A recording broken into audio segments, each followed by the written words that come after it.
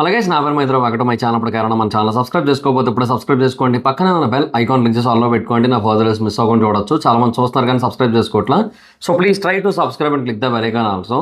So యుద్ధం మొదలై ఇవాళకి 5వ రోజు అండ్ డే బై డే యుద్ధం అయితే తీవ్ర రూపాన్ని దాలుస్తోంది తప్ప అదైతే ఎక్కడ కూడా తగ్గుముఖం పడుతున్నట్టయితే కనిపించట్లేదు. కాకపోతే సంహం యుద్ధంలో ఎవరు గెలుస్తున్నారు అంటే ఓవరాల్గా సిచ్యువేషన్స్ అన్నీ చూసినప్పుడు మనకి ఈ అమెరికా ఇజ్రాయెల్ టాప్లో ఉన్నట్టు అనిపిస్తుంటుంది. కానీ యాక్చువల్గా ఒక యుద్ధం తాలూకు విజయాన్ని జరిగిన నష్టంతో కనుక మనం కంపేర్ చేసుకోవాలి అనుకుంటే ప్రాణ నష్టం అని కూడా కాదు, ప్రాణ నష్టం మెయిన్గా ఆస్తి నష్టం.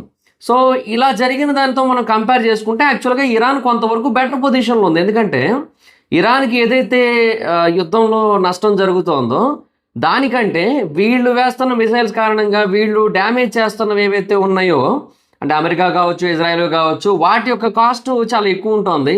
సో యుద్ధం బేసిక్గా అమెరికాకి కొంచెం ఎక్కువ నష్టాన్ని కలిగిస్తుంది. అంటే బేసిక్గా ఇరాన్ పరిస్థితి ఇప్పుడు ఎలా ఉందంటే వాటి దగ్గర కోల్పోవడానికి ఏముంది చెప్పండి, ఇంకా అందరూ మీద పడ్డారు డెఫినెట్గా, ఒకటైతే క్లియర్. సో ఇంకా ఎయిదర్ పోరాడాలి లేదా కంప్లీట్గా పడిపోవాలి, ఈ రెండే ఆప్షన్లు ఉన్నాయి. సో ఇంకా పడిపోవడానికి అవకాశాలు ఎక్కువ ఉన్నాయని తెలుసు. సో ఇంకా వాటి దగ్గర పోవడానికి ఏముంది, మెయిన్ సుప్రీం లీడర్ చనిపోయాడు, తర్వాత వచ్చినోడు చచ్చిపోయాడు, ఇప్పుడు ఇంకో సుప్రీం లీడర్ని పెట్టారు, దాని గురించి కూడా మాట్లాడదాం. సో ఏదైనా కానీ ఇరాన్ అయితే మాత్రం ఇంకా ఏదైతే అయిందని చెప్పి ఇంక యుద్ధంలో ముందుకు వెళ్ళిపోతుంది, దాని తాలూకు ఎఫెక్ట్ ఎక్కువ ఉంటుంది యాక్చువల్గా. సో అమెరికా కానీ ఇజ్రాయెల్ కానీ ఇంత ఎక్స్పెక్ట్ చేయలేదు, అది ఇప్పుడు అందుకే రివర్స్ కొడుతుంది వీళ్ళకి యాక్చువల్లీ. సరే అది బట్ తీవ్రమైంది యుద్ధం అయితే. సో అందుకని ఇండియా కూడా ఏంటంటే నోటమ్ అయితే ఇష్యూ చేసింది. అంటే మరి ఇక సౌదీ అరేబియా మీద కానీ యునైటెడ్ అరబ్ ఎమిరేట్స్ మీద కానీ వీటన్నిటి మీద కూడా ఎఫెక్ట్ పడుతుంది కాబట్టి అది మేబీ ఇండియా వరకు కూడా రావచ్చు అన్న ఒక క్లారిటీలో ఇండియా ఉండి ఇండియా కూడా నోటమ్ అయితే ఇష్యూ చేసింది. నోటమ్ అంటే ఏంటంటే నోటీస్ టు ఎయిర్మెన్, అంటే ఏదైనా ఒక పర్టికులర్ ప్రాంతంలో ఏదైనా ఒక పర్టికులర్ ఎయిర్ స్పేస్లో ఎయిదర్ సేఫ్టీ డ్రిల్స్ చేయడానికి కానీ లేదంటే ఏదైనా మిలిటరీ మిసైల్స్ ఒక టెస్టింగ్ అనేది చేయడానికి కానీ వాడుతున్నప్పుడు దాన్ని కంప్లీట్గా వాడు క్లియర్ చేయాల్సి ఉంటుంది. అప్పుడు నోటమ్ ఇష్యూ చేస్తారు వాళ్ళంతా కూడా క్లియర్ చేయడానికి. సో అప్పుడు అక్కడ ఆ ప్రాంతంలో ఏదైనా మిలిటరీ డ్రిల్స్ అయినా జరుగుతాయి లేదంటే ఏదైనా మిసైల్ టెస్టింగ్ అయినా జరుగుతుంది. సో ఇప్పుడు ఇండియన్ ఎయిర్ ఫోర్స్ March 5 నుంచి March 12 వరకు 7 రోజుల వరకు నోటమ్ని అయితే ఇష్యూ చేసిందనమాట. సో వీళ్ళు ఎక్కువగా రాజస్థాన్ దగ్గర ఉన్న ఇంటర్నేషనల్ బార్డర్ దగ్గర ఉన్న ఎయిర్ స్పేస్లు ఏవైతే ఉన్నాయో అక్కడికి నోటమ్ని అయితే ఇష్యూ చేశారు, especially Bikaner and Jodhpur. So బేసిక్గా రాజస్థాన్ అంటే ఇది మరి పాకిస్తాన్కి బాగా దగ్గర కదా, సో అందుకని పాకిస్తాన్ కొంచెం నర్వస్గా అయింది ఇప్పుడు ఈ సిచ్యువేషన్ చూడగానే. సో అక్కడ ఆ ప్రాంతంలో కొన్ని మేజర్ ఆపరేషన్స్ అంటే ఫైటర్ జెట్ సార్టీస్ అలాగే కాంబాట్ సినారియోస్ వీటన్నిటిని సిమ్యులేషన్ చేస్తారు, అలాగే ఎయిర్ డిఫెన్స్ డ్రిల్స్ చేస్తారు, హై స్పీడ్ మాన్యూవర్స్ చేస్తారు, ఇవన్నీ చేస్తారు అక్కడ. సో ఇదంతా కూడా పాకిస్తాన్కి కొంచెం చెమటలు పట్టిస్తోంది లైట్గా. వాడు అక్కడ మొత్తం ఇదంతా చూస్తూ కర్చీఫ్ ఇట్లా తుడుచుకుంటూ ఉంటాడు, ఇదేది పరిస్థితి కొంపతీసి అటు నుంచి అటు తిరిగి ఇటు తిరిగి వీళ్ళు మన మీదకు రారు కదా అన్న ఒక భయం అయితే ఉందన్నమాట వాళ్ళలో జరుగుతుంది యాక్చువల్గా. అందుకే పాకిస్తాన్ ఇమీడియట్గా వాళ్ళ ఎయిర్ డిఫెన్స్ మొత్తాన్ని కూడా హై అలర్ట్లో పెట్టి ఏరియల్ సర్వైవలెన్స్ మొత్తాన్ని కూడా పెంచిందనమాట. అంటే మన వాళ్ళు ఏమైనా డ్రోన్స్ ఏమైనా పంపిస్తారేమో, మన యుద్ధ విమానాలు ఏమైనా అటాక్ వెళ్తాయేమో, ఫైటర్ జెట్స్, అలాంటి కైండ్ ఆఫ్ భయంలో అయితే వాళ్ళు ఉన్నారు ప్రస్తుతానికి. బట్ ఇండియా మోస్ట్లీ నేను చరిత్ర మొత్తాన్ని చదివిన దాని ప్రకారం నేను అర్థం చేసుకున్న దాని ప్రకారం ఇండియా మోస్ట్లీ ఫస్ట్ యుద్ధానికి వెళ్ళదు. అంటే వెళ్తే బాగానే ఉంటుందని భారతీయులందరూ ఫీల్ అవుతారు కానీ ప్రాబ్లం అదే. ఇప్పుడు ఎప్పుడైనా సరే భారతదేశపు జనాభా 145 కోట్ల పైన ఉంటుంది, పాకిస్తాన్ జనాభా అంత కాదు కదా. సో మనలో ఈవెన్ 20% కూడా కాదు పాకిస్తాన్ జనాభా. సో అంత తక్కువ జనాభా ఉన్న దేశం మీదకి మనం వెళ్తున్నప్పుడు వాళ్ళ దగ్గర అణుబాంబులు ఉన్నాయి, మన దగ్గర అణుబాంబులు ఉన్నాయి, వాళ్ళకు కూడా ఎంత కాదన్నా ఈ చైనీస్ మిలిటరీ సిస్టమ్స్ ఏవైతే ఉంటాయో వాటిని చాలా వరకు కొనుగోలు చేశారు, చైనా కొంత హెల్ప్ చేస్తూ వచ్చింది. సో ఇవన్నీ ఉన్నాయి. సో ఇప్పుడు మనం వెళ్ళి ఒక బాంబు వేస్తే వాళ్ళ మీద అక్కడ జరిగే డ్యామేజ్ కంటే వాళ్ళు ఒక బాంబు మన మీద వేస్తే మనకి జరిగే డ్యామేజ్ ఎక్కువ అనే ఫీలింగ్ మనకి ఉంటుంది ఖచ్చితంగా. ఎందుకంటే మన దగ్గర పాపులేషన్ డెన్సిటీ చాలా ఎక్కువ కాబట్టి. ఒక బాగా రద్దీగా ఉన్న ఒక ప్రాంతంలో పాకిస్తాన్లో మనం బాంబు వేస్తే అక్కడ జరిగే ప్రాణ నష్టం లేదా ఆస్తి నష్టం 1 ఉంటే మన దగ్గర జరిగే ప్రాణ నష్టం లేదా ఆస్తి నష్టం ఖచ్చితంగా 2 ఉంటుంది. వాళ్ళు అదే బిజీ మన ఇండియాలో ఉన్న అలాంటి బిజీ జంక్షన్లో కనుక బాంబు వేసినట్టయితే. సో అది పాయింట్ ఇక్కడ, కన్సిడరబుల్ పాయింట్ మనది. ఎందుకంటే యుద్ధం తాలూకా impact end of the day ప్రజల మీదే ఉంటుంది, సైనికుల మీద ఉంటుంది, దేశం మీద ఉంటుంది ఓవరాల్గా. సో నాయకుల మీద ఉండదు. ఇంకా నాయకులు దేశం ఒకటి కాదులేండి, నాయకులు వేరు. వాళ్ళు కంప్లీట్గా డిఫరెంట్ ఐడియాలజీస్. ఏదో ఇప్పుడు బట్ బీజేపీ గవర్నమెంట్లో మటుకు కొంతమంది బాగానే ఉన్నారు. సో అది కొద్దిగా అప్రిషియేటబుల్ థింగే. బట్ అంతకుముందు ఉన్న ఎన్నో మందిని చరిత్ర మొత్తాన్ని చూస్తే భారతదేశానికి నష్టం కలిగించిన నాయకులే తప్ప మంచి చేసిన నాయకులు చాలా తక్కువ ఉన్నారు. సరేనండి, నీ మొత్తానికి సో ఇప్పుడు పాకిస్తాన్ ఏంటంటే కొంచెం చాలా జాగ్రత్తగా అయిపోయింది. అండ్ పాకిస్తాన్ డిఫెన్స్ మినిస్టర్ ఒక పనికిమాలిన అలిగేషన్ వేసాడు ఆయన. అదేంటంటే ఖవాజ్ ఆసిఫ్ ఆయన పేరు. సో ఆయన ఏమంటున్నాడంటే ఇండియా ఇజ్రాయిల్ కలిసి ఒక యాక్సిస్ లాగా ఫామ్ అయిపోయి, ఒక కూటమిలాగా ఫామ్ అయిపోయి ఇరాన్ని డీస్టెబిలైజ్ చేసి పాకిస్తాన్ని అన్ని వైపుల నుంచి కూడా చుట్టుముట్టాలని చూస్తున్నారు అని చెప్తున్నారు.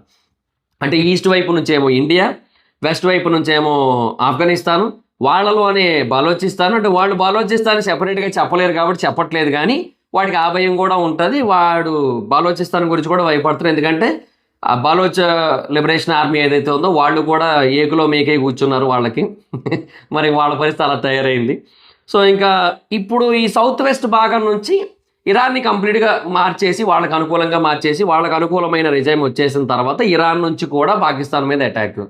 సో మరి అమెరికా ఉంది కదా, కాదు చెప్పడానికైనా ఉండాలి. ఇప్పుడు ఆశకు అద్దు ఉండాలి, డాష్కి సిగ్గు ఉండాలని పెద్దలు అంటారు.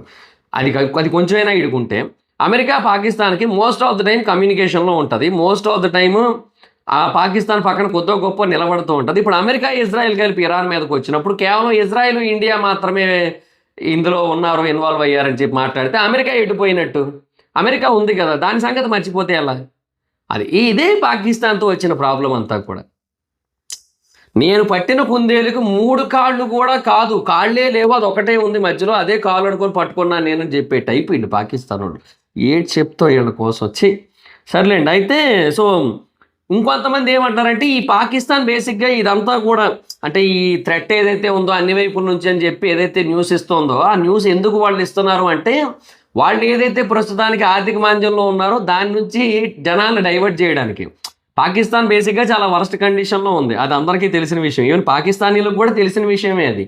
ఈవెన్ పాకిస్తాన్ పీపులే పాకిస్తాన్ గురించి జోకులేస్తుంటారు. ఆ మధ్య ఎప్పుడో ఇండియా చంద్రయాన్ 3తో చంద్రుడి మీదకి వెళ్ళినప్పుడు ఇండియా చంద్రుడి మీదకి వెళ్ళింది కదా, మరి మీ రియాక్షన్ ఏంటంటే మనం ఆల్రెడీ చంద్రుడి మీదే ఉన్నాం కదంట. అది ఎలాగంటే చంద్రుడి మీద నీళ్లు ఉంటాయా? ఉండవు. చూడు మన దగ్గర కూడా లేవు.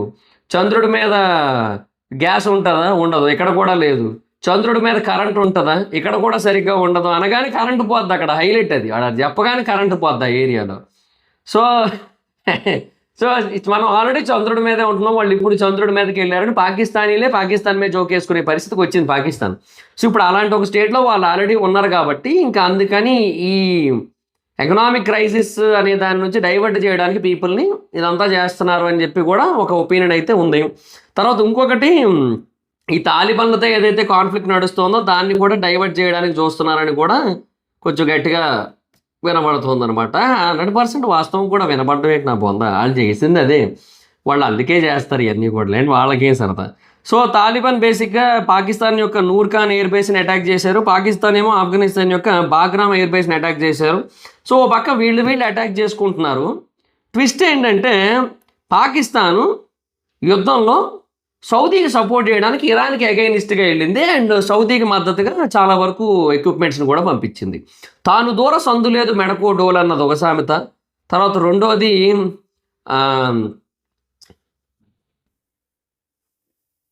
అక్క అడుగుతూ ఏంటంటే చెల్లి వచ్చి చెగువేర కావాలందట అని ఒక సామెత ఉంది. సో అంటే వాడి పరిస్థితే వరస్ట్గా ఉంది. వాడే ఎప్పుడు ఏమవుద్దో అర్థం కాని సిచ్యువేషన్లో ఉన్నాడు పాకిస్తాను. వాడు పోయి అందరికీ హెల్ప్లు చేస్తానంటాడు. అంటే సౌదీది పాకిస్తాన్ది 2025లో ఒక డిఫెన్స్ ప్యాక్ట్ జరిగింది.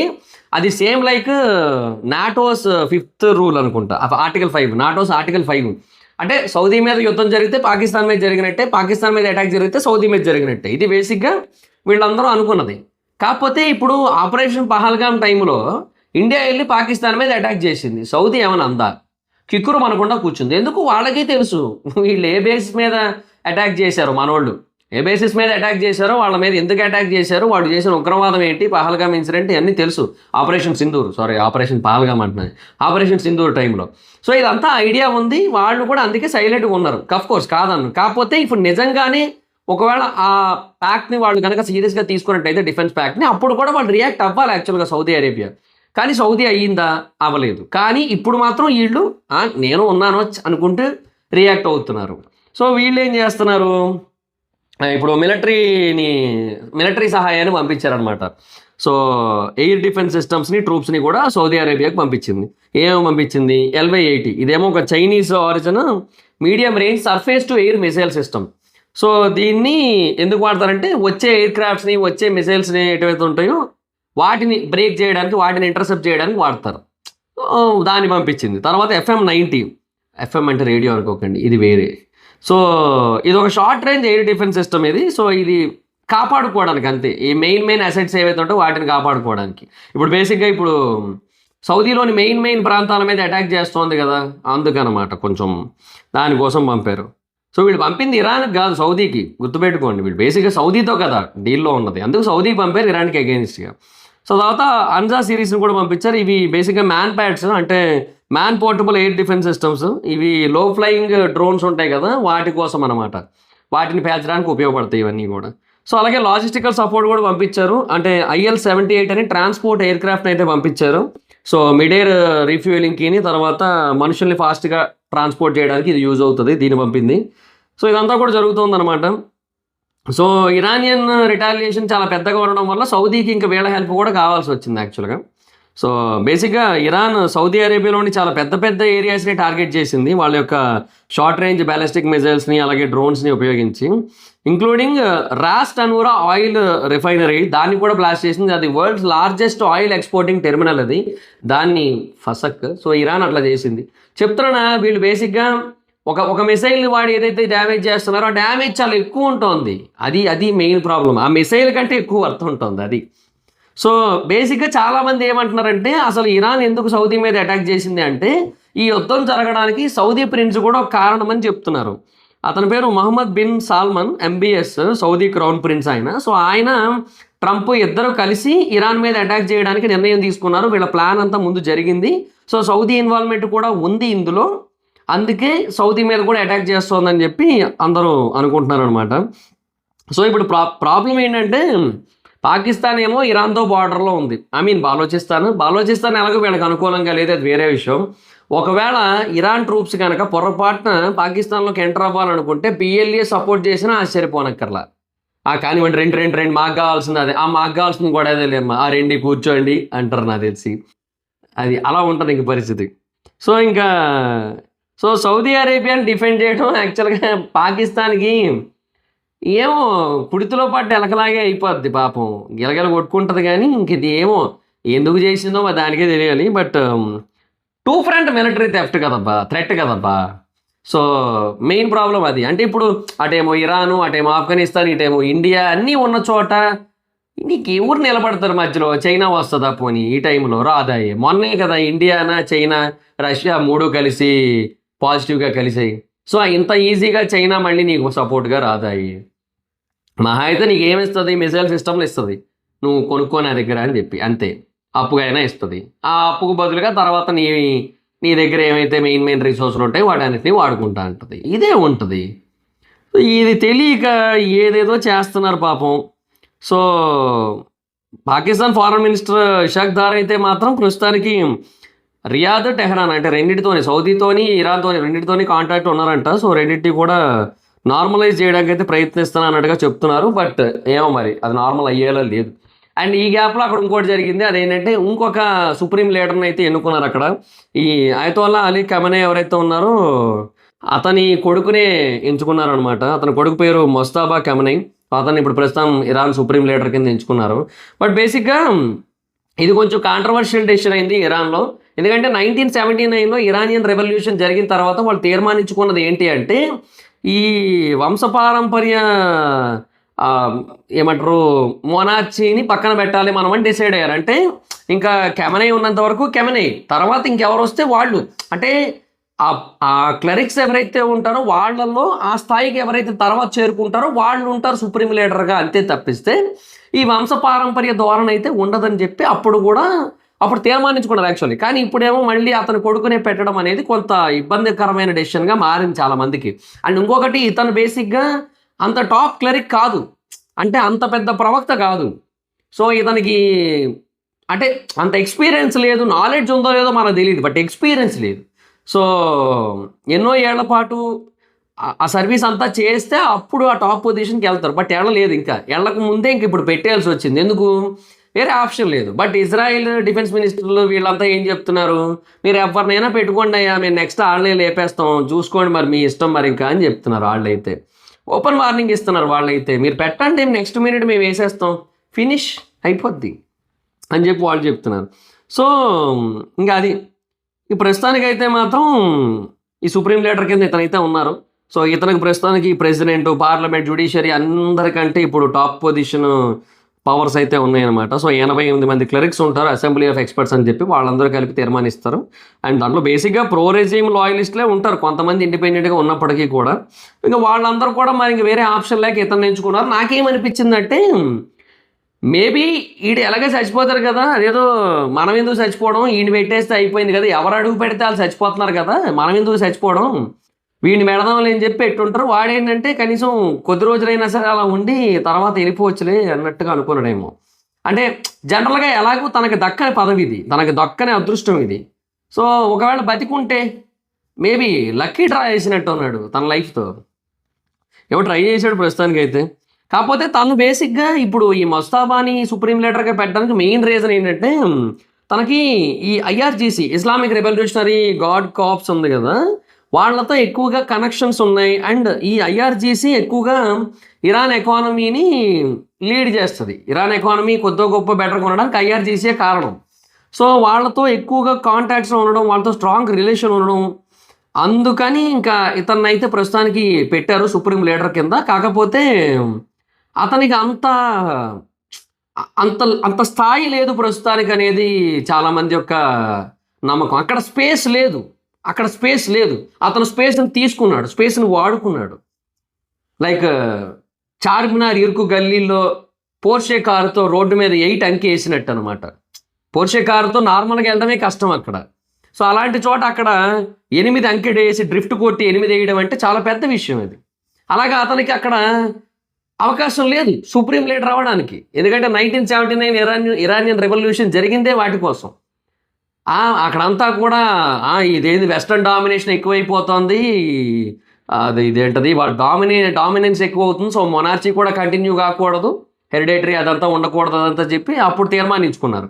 అంటే వంశపారంపర్య ఆధిపత్యం ఉండకూడదు, గుత్తాధిపత్యం మొత్తం కుటుంబానికి అన్నట్టు ఉండకూడదు అన్నట్టుగా ముందు అప్పుడు తీర్మానించుకున్నారు. సో ఎలాగా వచ్చేది లేదు, సో దొరికిందే ఛాన్స్ కదా అని చెప్పి ఇప్పుడు వచ్చాడు. మేబీ ఇతను బెటర్గా డీల్ చేస్తే దీన్ని మేబీ ఇరాన్ ఇప్పుడు వెస్టర్నైజేషన్ యాక్సెప్ట్ చేస్తుందేమో చెప్పలేము. బట్ యాక్సెప్ట్ చేయకపోవడానికి అవకాశాలు ఎక్కువగా ఉన్నాయి. బట్ చేస్తే బాగానే ఉంటుంది కదా, చేస్తే నేను హ్యాపీగా ఉండిపోవచ్చు కదా ఇదే పొజిషన్లో అనుకుంటాడేమో, మన తెలియదు, మనం ఏం చెప్పలేము. బట్ మరో పక్క ఇండియన్స్ విపరీతంగా తన్నుకుంటున్నారు. ఇండియన్స్ అంటే ఇండియన్ ముస్లిమ్స్ చాలామంది, ఇరానియన్ ముస్లిమ్స్లో చాలామంది సెలబ్రేట్ చేసుకుంటున్నారు, కొంతమంది బాధపడుతున్నారు ఉన్నారు, అదంతా ఉంది. బట్ ఏమంటే ఇండియన్ ముస్లిమ్స్ మరీ ఓవర్ అగ్రెసివ్ అయిపోతున్నారు. ప్రాబ్లం అదే అయిపోతుంది.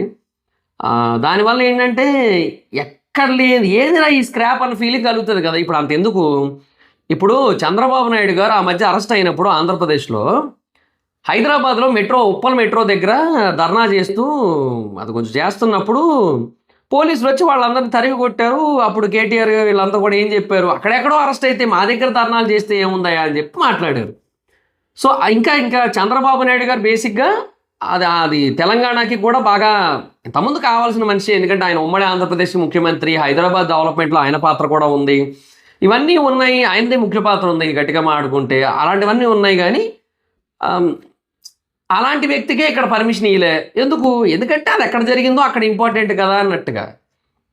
అంటే అలా కాకుండా అక్కడెక్కడో ఇరాన్లో చనిపోతే ఇక్కడ ఇది గోల అంటే ఇబ్బందే కదా, అది కరెక్ట్ కాదనే ఫీలింగ్ చాలామందికి ఉంది ఓ పక్క. తర్వాత రెండోది ఏంటి అంటే ఇంకొకటి మనం గమనించాల్సింది, టూ మచ్ అగ్రెసివ్ ఎందుకు అవుతున్నారు అంటే భారతదేశంలో కేవలం భారతీయులు మాత్రమే ఉండట్లేదు. ఇప్పుడు అమెరికానే మీరు ఎగ్జాంపుల్గా తీసుకోండి, అమెరికాలో కేవలం అమెరికన్సే ఉంటున్నారా? లేదు, ఉండట్లేదు. తెలుగు పీపుల్ చాలా ఎక్కువ స్థాయిలో ఉన్నారు అక్కడ. అందుకే మన సినిమాలు అక్కడ మంచి కలెక్షన్స్ కొడుతున్నాయి. ఎందుకు? అక్కడ తెలుగు పీపుల్ ఎక్కువ ఉన్నారు కాబట్టి. మరి వాళ్ళంతా భారతీయులే.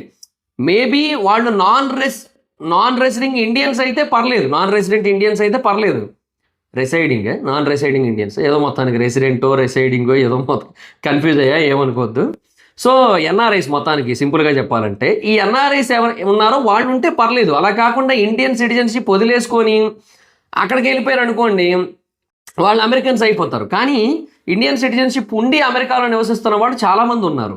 సో వాళ్ళందరికీ కూడా ఇప్పుడు ఇన్ కేసు భారతదేశానికి సంబంధించిన ఏదైనా సంఘటన జరిగితే వాళ్ళకి అక్కడ మండుతుంది, వాళ్ళు రియాక్ట్ అవుతారు. ఇప్పుడు అంతెందుకు, ఇక్కడెక్కడో సిక్కులు బేసిక్గా ప్రత్యేక దేశం కావాలని చెప్పి ఏదైతే పోరాటం చేస్తున్నారో దానికోసం కెనడాలో ప్రొటెస్టులు జరుగుతాయి, కెనడాలో ఉన్న ఇండియన్ ఎంబసీ మీద దాడులు జరుగుతాయి, కెనడాలో ఉన్న ఇండియన్ ఎంబసీ దగ్గర ఉన్న ఇండియన్ ఫ్లాగ్ని తీసుకొచ్చి కింద పడేస్తుంటారు.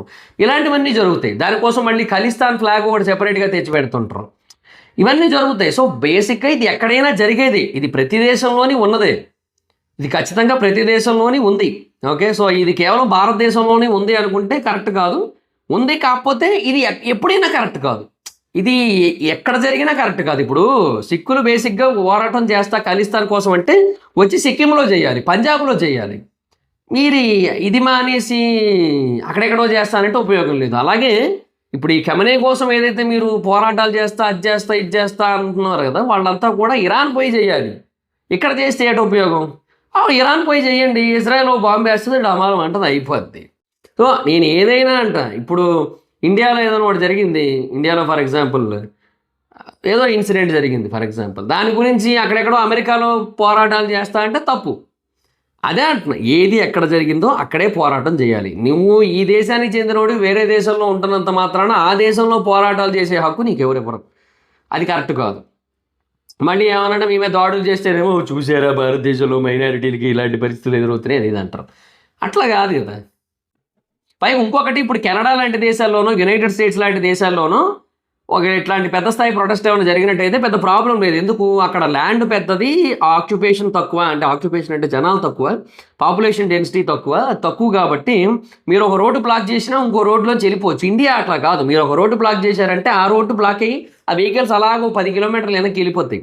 అలా ఉంటుంది భారతదేశం పరిస్థితి. ఎందుకంటే జనాభా విచ్చలవిడిగా ఉంది ఇక్కడ భారతదేశంలో జనాభా, దానికి అందరూ కారణమే. కానీ day by day Muslim population పెరుగుతుంది భారతదేశంలో, అది కూడా కొంచెం కన్సర్నింగ్ పాయింట్ అయింది. ఇట్లా కొన్ని ఫ్యాక్టర్స్ అయితే ఉన్నాయి, ఇవన్నీ మాట్లాడుకోవాల్సిన అవసరం కూడా ఉంది ఖచ్చితంగా. But at the same time మనము దీని గురించి తెగ ఆలోచించేసి మనం ఏ దేశంలో ఉన్నా సరే మనకి ఏదైతే మన దేశంలో జరిగిన ప్రాబ్లం ఉందో, అంటే ఇరాన్ పీపుల్ ఎవరైతే భారతదేశంలో ఉంటున్నారో వాళ్ళందరూ కూడా ఎడకొచ్చి ప్రొటెస్టులు చేస్తాం, ఇక్కడ ఉన్న లోకల్ ముస్లింలందరినీ గ్యాదర్ చేస్తాం అంటే అది ఈ దేశానికి ఇబ్బంది కదా, ఈ దేశం సఫర్ అవుతుంది కదా. సో ఈ దేశం అంగీకరించాలా లేదా అనేది ఈ దేశం ఇష్టం. అది అంగీకరించకపోవడానికి ఎక్కువగా పాసిబిలిటీస్ ఉన్నాయి, లా ప్రకారంగా కూడా అంగీకరించకూడదు యాక్చువల్లీ. సో ఇదంతా ఉంది. బట్ ఎందుకు వచ్చిన గొడవలనే అనుకొని వదిలేస్తారు, ఎందుకంటే ఓటు బ్యాంక్ రాజకీయాలు ఉంటాయి కదా. ఇప్పుడు కెనడాలో కూడా అవన్నీ ఎందుకు వదిలేరు దాన్ని, కెనేడియన్ ప్రైమ్ మినిస్టర్ ఎందుకు వదిలేడు దాన్ని, జస్టిన్ ట్రూడో ఎందుకు వదిలేడు? ఎందుకంటే వాళ్ళకి అవి అనుకూలం, అక్కడ ఉన్న సిక్కులు ఎవరైతే ఉన్నారో వాళ్ళ ఓట్లు కావాలి, అది మ్యాటర్ అక్కడ. ఇక్కడ కూడా అంతే, ఇక్కడ కూడా ముస్లింల ఓట్లు కావాలి. పోనీ ఎంత చేసి ముస్లింల ఓట్లు కోసం అని చెప్పి వీళ్ళు మద్దతు ఇచ్చినందుకు వీళ్ళు ఓట్లు వేస్తారా బీజేపీకి? వేయరు.